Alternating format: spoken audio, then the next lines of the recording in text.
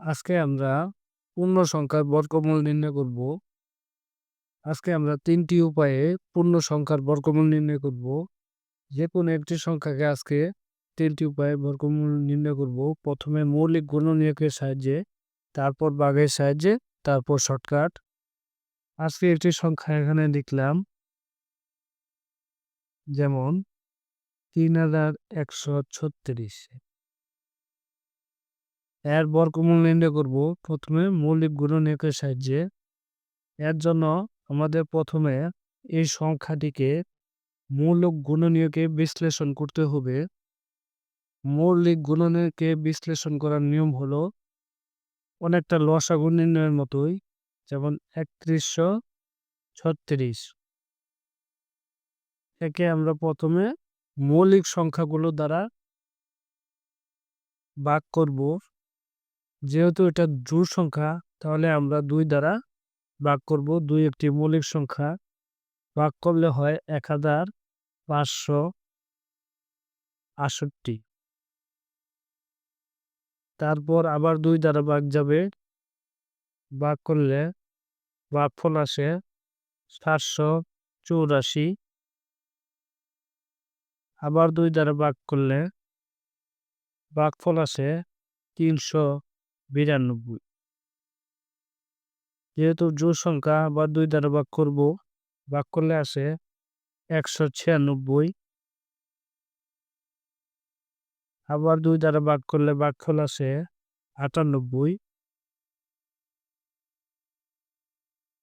আবার ২ দ্বারা ভাগ করলে ভাগফল আসে ৪৯।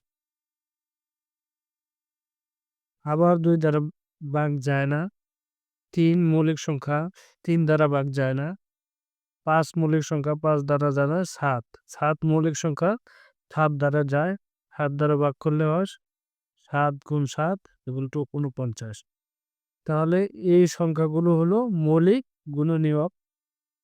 এখন আমরা লিখব মৌলিক গুণনীয়কগুলো হলো ৩,১৩৬ এর মৌলিক গুণনীয়ক।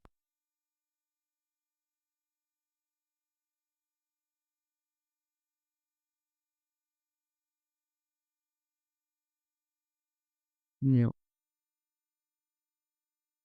হিচি ২ গুণ ২ গুণ, এখানে দেখব কয়টা ২, ১, ২, ৩, ৪, ৫, ৬। তো ৬টা ২ গুণ করব, ৩, ৪, ৫, ৬। তারপর ৭ আছে ২টা, আমরা ৭ ২টা গুণ করব। এখন আমাদের কাজ হলো এখানে একই জাতীয় প্রতি জোড়া থেকে একটি করে নেওয়া। এখানে ২টা আছে, এই ২টা থেকে একটা নেব। এই ২টা ২ শেষ। তারপর এই ২টা ২ আছে, এখান থেকে একটা নেব। তারপর এখান থেকে একটা নেব। তাহলে ৬টা ২ থেকে এখানে আসবে ৩টা, এবং এখানে এক জোড়া একই সংখ্যা ৭ থেকে একটা ৭ নেব। এখন এই সংখ্যাগুলোর গুণফলই হবে ওই সংখ্যার বর্গমূল। তো গুণ করলে হয় ২ দুগুণা ৪, ৪ দুগুণা ৮, ৭ আটা ৫৬। তাহলে এই ৫৬ হলো ৩,১৩৬ বর্গমূল। এখন আমরা এই সংখ্যাটির ভাগের সাহায্যে বর্গমূল নির্ণয় করব। এর জন্য আমাদের প্রথমে এই সংখ্যাটি লিখব ৩,১৩৬।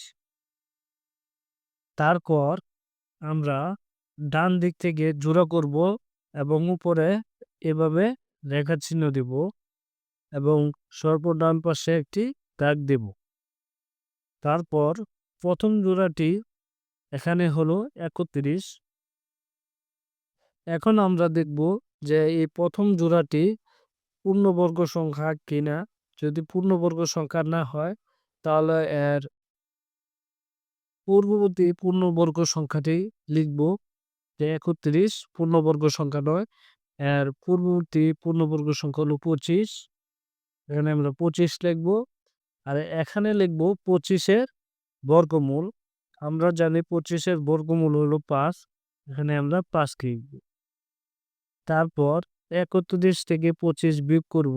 বিয়োগ করলে এখানে আসে 6। তারপর এখানে জোড়া নামবে, তার মানে 36 নামবে। তারপর আবার বাম দিকে একটা টান দেব। এখন ভাগফল আমরা দেখব কত, ভাগফল 5। 5 এর দ্বিগুণ আমরা দেখব। 5 এর দ্বিগুণ হলো 10। আমরা এখানে 10 লিখব। এখন এই 10 এর সাথে এমন একটি সংখ্যা গুণ করতে হবে যে এই সংখ্যাটা পাশেও বসবে, আবার ওই সংখ্যা দ্বারাই এই সংখ্যাটি গুণ করতে হবে। অর্থাৎ 110। 10 এর সাথে মনে করি 5 বসালার, আমরা এই সম্পূর্ণ সংখ্যাকে আবার 5 দ্বারাই গুণ করব। যেমন গুণ করলে হয় 5 5 25 এ 5, হাতে আছে 2, এখানে 0 2, 5 একে 5, মানে 525। তার মানে এই সংখ্যাটি 636 থেকে ছোট এই সংখ্যা হবে না। তাহলে আমরা এখন এই 10 এর সাথে 6 দেব এবং এই 6 দ্বারাই এই সংখ্যাটিকে গুণ করব। তা 6 6 36 এর 6, হাতে আছে 3, 6 শূন্য শূন্য, হাতে 3, এখানে বসবে 6 কে 6।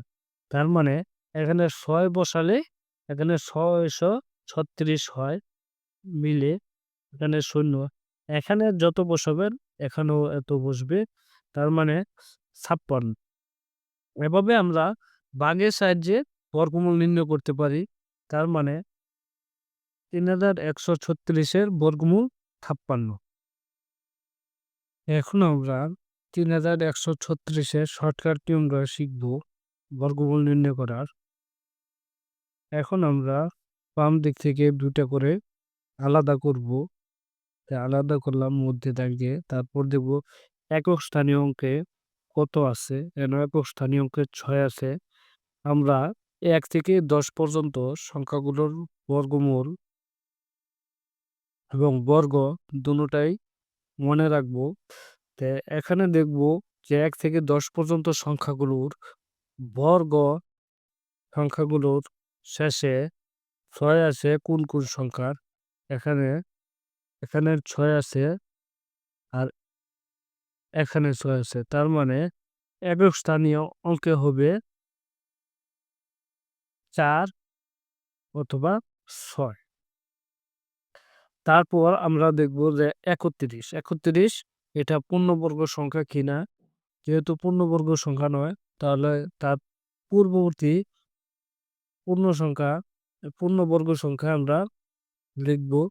পূর্ণবর্গ সংখ্যা হলো 25 এবং 25 এর বর্গমূল হলো 5। আমরা 25 এর বর্গমূল 5 লিখব। তারপর আমরা এখানে 5 এর উপরের সংখ্যা হলো 6। এই 6 দ্বারা গুণ করব, যেহেতু 30। যেহেতু 30 31 থেকে ছোট, তার মানে এখানে বড় সংখ্যাটি হবে একক স্থানীয় অঙ্কে। তার মানে এই 56 হলো 3136 এর বর্গমূল। এভাবে আমরা শর্টকাটে নির্ণয় করতে পারবো। আরেকটি সংখ্যা যেমন 2304, এই সংখ্যাটি বর্গমূল শর্টকাটে নির্ণয় করব। এর জন্য আমরা আলাদা করব। তা আমরা দেখব যে শেষে 4 আছে এমন সংখ্যা কোনগুলো। এখানে 4 আছে, এখানে 4 আছে, আর নাই। তার মানে এই সংখ্যাটা হতে পারে 2 অথবা হতে পারে 8। তারপর আমরা দেখব 23 পূর্ণবর্গ সংখ্যা কিনা। 23 যেহেতু পূর্ণবর্গ সংখ্যা নয়, তাই তার পূর্ববর্তী পূর্ণবর্গ সংখ্যার বর্গমূল লিখব। 16। 16 বর্গমূল হলো 4। আমরা 4 লিখব। 4 এর উপরের সংখ্যা হলো 5। 4 5 গুণ করব। 4 আর 5 গুণ করলে 20। এখানে যেহেতু 20 23 এর থেকে ছোট, তাহলে আমরা বড় সংখ্যা নেব। এখানে হবে 48। যদি এখানে 4 এবং উপরের সংখ্যা গুণ করার পর যদি এখানে যে সংখ্যাটা থাকবে এই সংখ্যা থেকে ছোট হয়, তাহলে আমরা সবসময় ছোট সংখ্যা নিব। এভাবে আমরা শর্টকাটে যেকোনো সংখ্যার বর্গমূল নির্ণয় করতে পারবো। ধন্যবাদ সবাইকে। আসসালামু আলাইকুম।